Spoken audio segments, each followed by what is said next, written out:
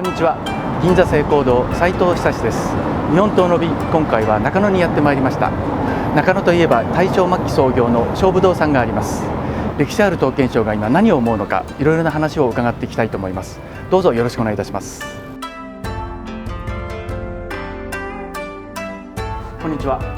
どうもお待ちしておりました。すみません、今日はお忙しいところありがとうございます。よろしくどうぞお願いします。はい、よろしくお願いいたします。じゃあ早速どうぞ。はい、ありがとうございます。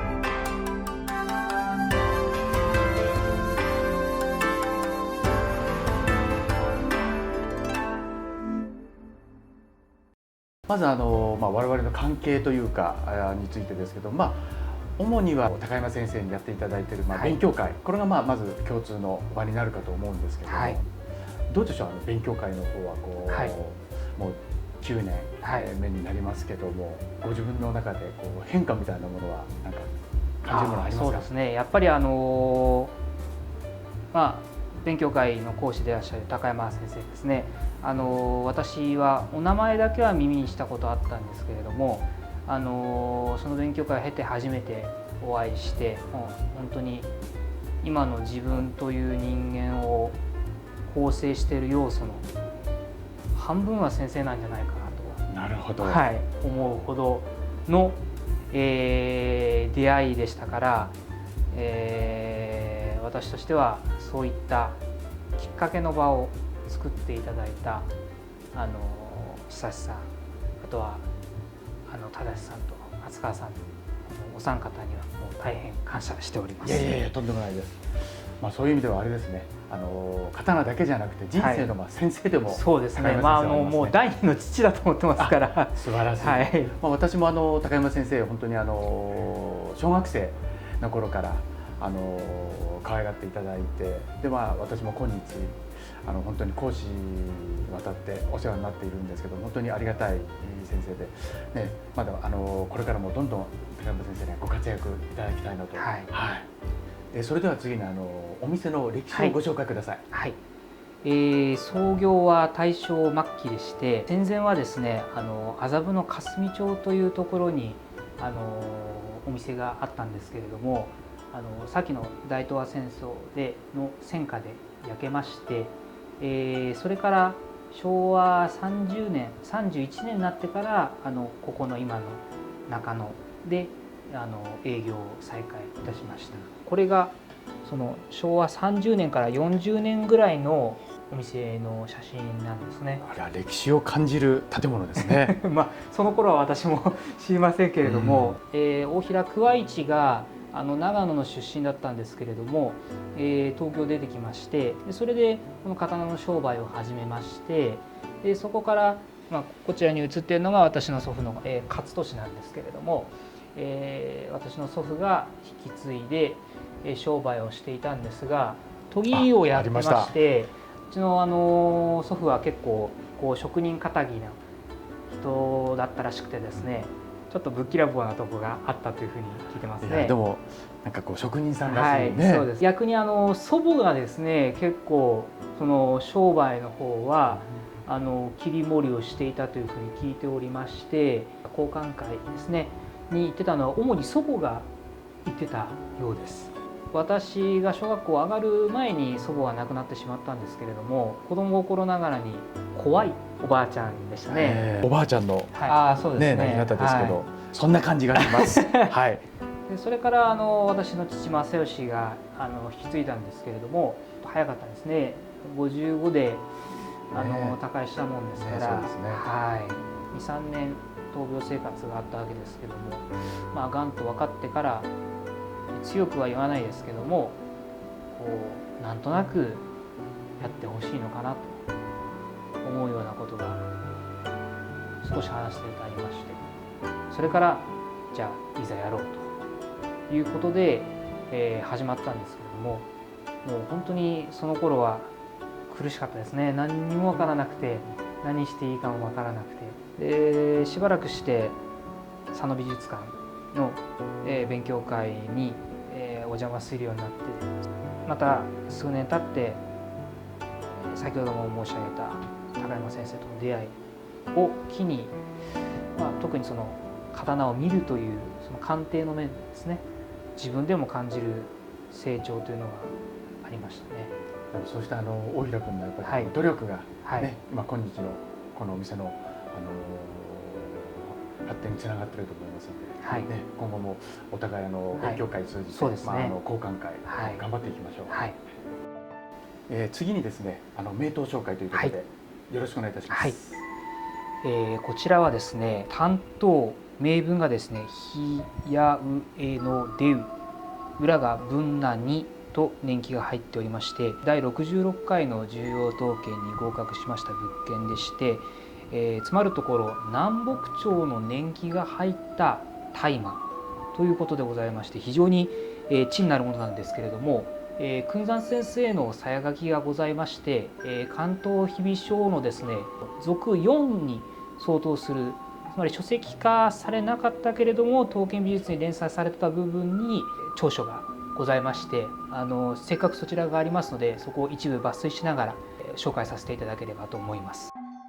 波長が9寸3部穴1と、身幅やや広く重ねやや厚く三つ胸わずかに内反りつく、北へ小痛め木混じり胸よりに正気あり、自負地形あり地にえつく、刃文は細すぐ匂いがち小にえつき、かすかにほつれごこあり、帽子は下に比して焼き深くなり、ほとんど焼き詰めてわずかに返りに目立ち吐きかけかかる、表に三小塚剣裏に頑丈立不動明を彫ると、産中葉上がり深く尻一文字胸丸博多も困る心やすり目切りわずかに勝手下がり、上記のごとく表にカタカナの町名を裏に文なにとばかり年季を切る、自派の作風から素直に大和物と見られ、中小尻の形から大麻あるいは漆掛と極められるが、古伝書中でも最も古い漢字本に大和に大麻という火事あり、善林寺の法王大麻へ御参りありけるに御剣を立て祭りて日や上の税表への城ですねに、なされけり、実名は知らず、ただし鎌倉の神道語が孫の火事なりうんぬんとあることから、この表への城を大麻と見るべきであろうと。ただし善林寺の法をすなわち亀山上皇の時代は文奈よりはかなり古い鎌倉中期であるので、この表への城は国行ではなくその後代と見るべきであり、一説に友行というのが寒山先生の長所でございまして、文奈年季が入った大麻というのがまず非常に珍しい、しかも担当というのがですね非常に魅力的かなというふうに思っておりまして、出来を見てもですねやはりこの匂いがちの小煮がよくついて、ただちょっとこう締まり心もですね非常に趣のあるすぐ刃が非常に印象的でして、地金もいかにも大和気を感じる働きでして、特に表のですね三小塚剣の上の方のですね胸寄りのとこなんかは非常に肌が流れてですね力強い働きを感じますし、まず身幅もですねちょっと広くて重ねも結構ありますから、南北朝年季の中としては非常に健全な方であるというのも非常にいいポイントかなと思いますね。ただこの彫りが産であるかどうかっていうのはちょっと分かりかねますけれども、この健全さを持ってもこの彫りの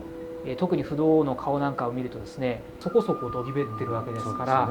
これが本当に産の状態の身幅だったらいかほどがっちりした担当だったのかなっていうのが想像してくるとなかなか面白い方ですね。またこの南北朝の大敗にもかかわらずですね、もちろんその研ぎべりによって姿の変化っていうのはあると思いますけど、ほとんど無反りで先行ってややうつむく大敗なんですね。南北朝といえばやはり特に中期の塩分常時大敗であればどちらかといえば全体的に浅く反るものが多くて、もしくは大佐長義金氏の、特に北朝年号なんかに見られる塩分常時大敗という一般的に言われるものとは、比して全くもってこう鎌倉期のような小ぶりな担当ともまた少し違う大敗ですから、これが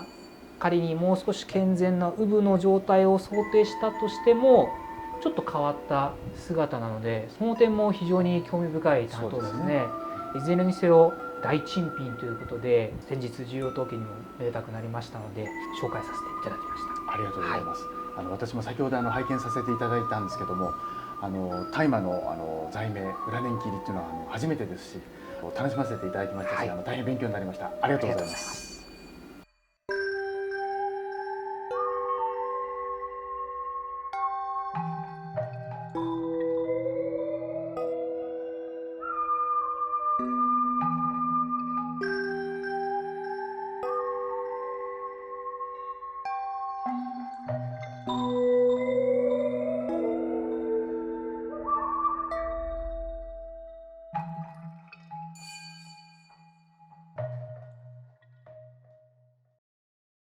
昨今ですね、この刀剣ブーム、特に展覧会やったりしますと、すごい特に若い女性なんかに多く足を運んでいただいたりしてますけども、刀剣界のこの未来ですね、普及も兼ねた将来をどういうふうに考えてますか？今このコロナ禍ですけれども、もうそういった状況になってから1年経ちましたが、これを機にですね、私も YouTube のチャンネルを自分で作ってですね、刀剣の魅力をいかにして伝えるかというのを自分の中で模索していきまして、主に刀の刃文を、正しく伝えるためにはどうすればいいのかというのが自分の中でテーマとしてあってですね、最終的にはこう手に取って見てっていう感覚が非常に大事じゃないですか。ですので機器の姿の写真だけではなくて、その動画でうまく刃文を見れるようにしたいなと思いまして、それで、こう実際に手に取って見ているような感覚を得られるというのを目指して、去年の夏ぐらいからですかね、撮り始めまして、今コロナ禍だから、手に取って見れない、もしくは、特に海外の方ですね、外国のお客様に対してはいかに物が良くても皆さんやっぱり不安だと思うんですよね。そうですね、映像という点で型の魅力を、日本のみならず世界に発信していきたいなっていうのは、これからの大きな目標の一つですね。素晴らしい、それは企画だと思いますので、ありがとうございます。ぜひ頑張ってください。それともう一つですね、何か飛鳥神宮の方で毎年活動されているという、ちょっとその辺のお話も伺えますでしょうか？熱田神宮刀剣法の奉賛会といいまして、今年で24回目ですか。毎年7月の七夕の時期とですね、8月のお盆明けにやるんですけれども、熱田神宮のご神前で、7月はわずか3日間で、玉鋼、玉潰しの儀から始まって、あくまで古式鍛錬ですから、大槌を振ってですね、鋼を鍛えて折り返しをして、素延べ火作りをして、土置きをして、2日目の夜に焼き入れをして、3日目に中子射手で銘切りをして奉納するという行事をですね、これを神事として毎年やっておりまして、7年前ですかね、高山先生に大平君事務局長をやってくれというふうに言われまして、そこからになるんですけども、やっておりますとまだまだ刀のことは全くと言っていいほど世の中今の時代には浸透してないんだなっていうのを、やはりこの明治9年の廃刀令以降、やはりそこで日本刀の文化というのが、プツッと切れたって言ったらおかしいですけど、やはりそこは大きな境目になりましたよね。でもまだその一部は残ってるわけですよね。それは例えば、葬儀の際に棺にね、担当をちょっと鯉口切って置いたりとか、我々の遠い祖先たちがとっても大事にしてきたものなんですよと。それはなぜかというのをこれからの世代の人たちにもっともっと伝えていかないといけないなというのが、やはりこの奉賛会の活動を通じて、日々感じるところですね。日本刀が持つポテンシャル、高さ、美術工芸品の中でも、日本国内において言えば国宝の指定数は美術工芸品の中でナンバーワンなわけですよね、日本刀は。それだけ昔から評価されてきた美術品というものが世界からの評価っていうのはまだまだ僕は足りないと思うんですよね。もっともっと評価されていいものというふうに思ってますから、そういった観点からも、より広めていきたいなというのが、もう一つの大きな目標ですね、これからということで。それにはやっぱり我々がね、いろんな情報をもっともっと世界に発信できるようにね、いろんなことを考えていかなきゃ、またそれが大きなやっぱり課題でしょうしね。それと私も先ほどの講談会の会員の一人ではありますので、いつかですね、ぜひ参加させていただいて、またいろいろ改めて勉強させていただきたいというふうに思っております。よろしくお願いします。日本刀の美、今回はいかがだったでしょうか。若手世代がさまざまな形で普及啓蒙を考えております。今後どんな形で発信していってくれるのか楽しみです。今後ともよろしくどうぞお願いいたします。